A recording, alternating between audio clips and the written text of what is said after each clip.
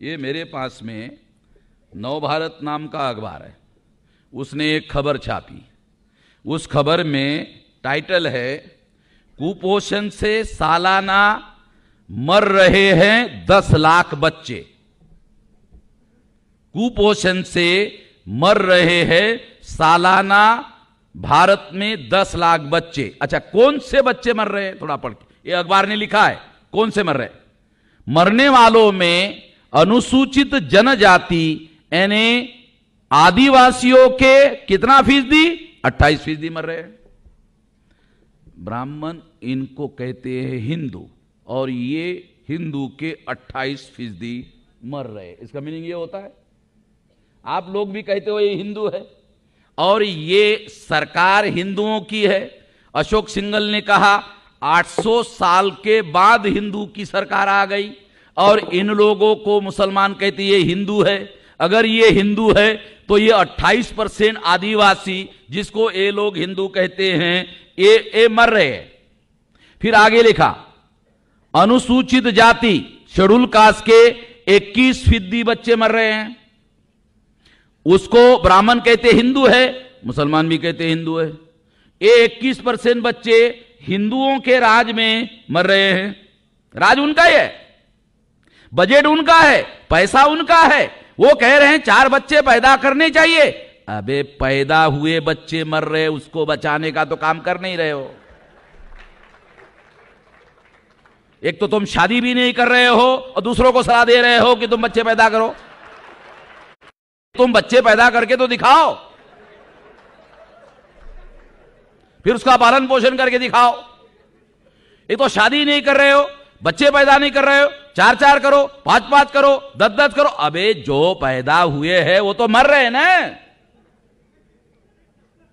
तो ये अनुसूचित जाति यानी शेड्यूल कास्ट के 21% मर रहे हैं।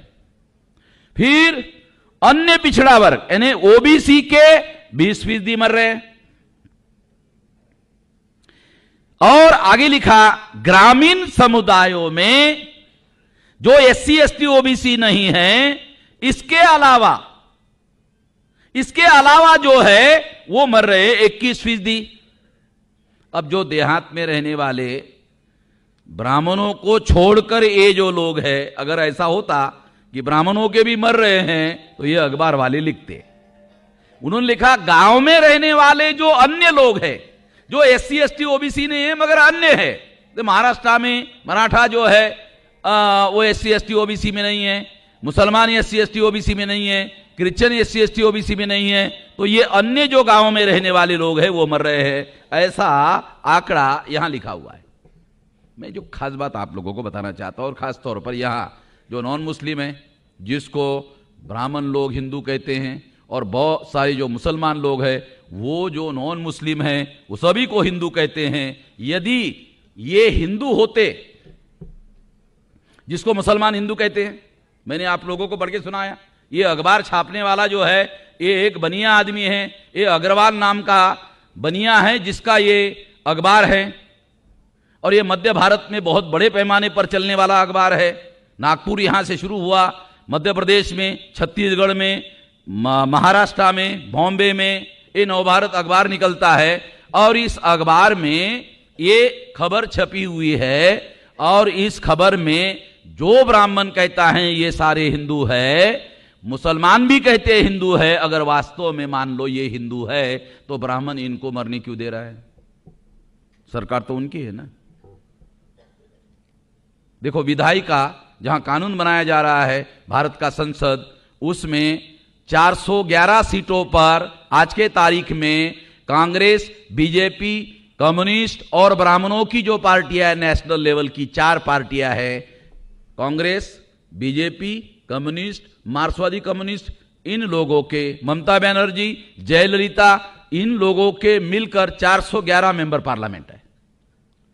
2009 के लोकसभा में 375 मेंबर पार्लियामेंट थे। यानी जिनको आप लोग हिंदू कहते हो या मैं उनको कहता हूं, ये ब्राह्मण राज है भारत में, और ये ब्राह्मण राज उन लोगों का स्थापित है। ये लोग एससी एसटी ओबीसी और ग्रामीण हमारे समुदायों के 10 लाख बच्चे 5 साल की उम्र के होने के पहले पहले मर रहे हैं। अगर ये लोग कह रहे हैं, मैं आपको समझाने के लिए बता रहा हूं, ये लोग कह रहे हैं कि 4 बच्चे पैदा करने चाहिए, 6 करने चाहिए, 10 करने चाहिए। यदि ये बच्चे वो मानते कि ये हिंदू है, अगर मानते तो बच्चे पैदा करने की बजाय इन लोगों को बचाने का काम करते।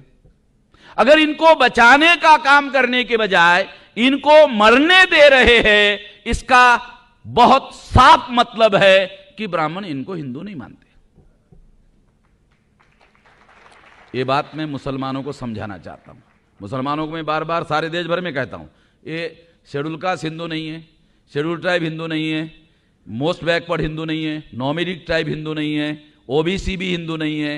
वर्ण व्यवस्था में ओबीसी शूद्र है, शूद्र अधिकार वंचित है। वही ब्राह्मण किसी ओबीसी के घर में शादी लगाने के लिए जाता है, उसके घर का खाना नहीं खाता है। बराबर है श्रीमंत?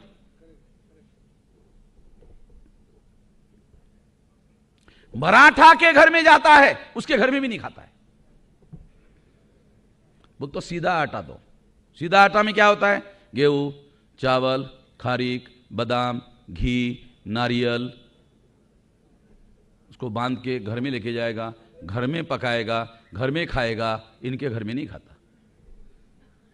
हमारा मित्र है मराठा सेवा संघ के संभाजी ब्रिगेड के प्रवीण गायकवाड़, उनका एक ग्रेजुएट इंजीनियर मित्र था। उसको शादी करने का समय आया, तो शादी करने का समय आया तो कुंडली देखना पड़ता है।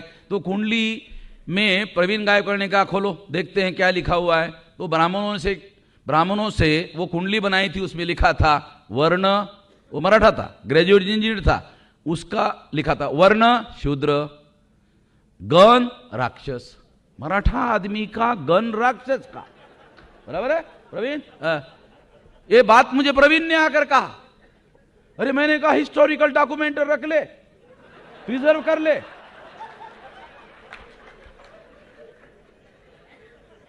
मैं ये बात मुसलमानों को समझा रहा हूं, वो हमको राक्षस कह रहे। भाई तुम हिंदू कह रहे, उनको लिखित रूप से बोल रहा हूं। अच्छा, SC, ST, OBC, Kunbi, Maratha, इन लोगों को हिंदू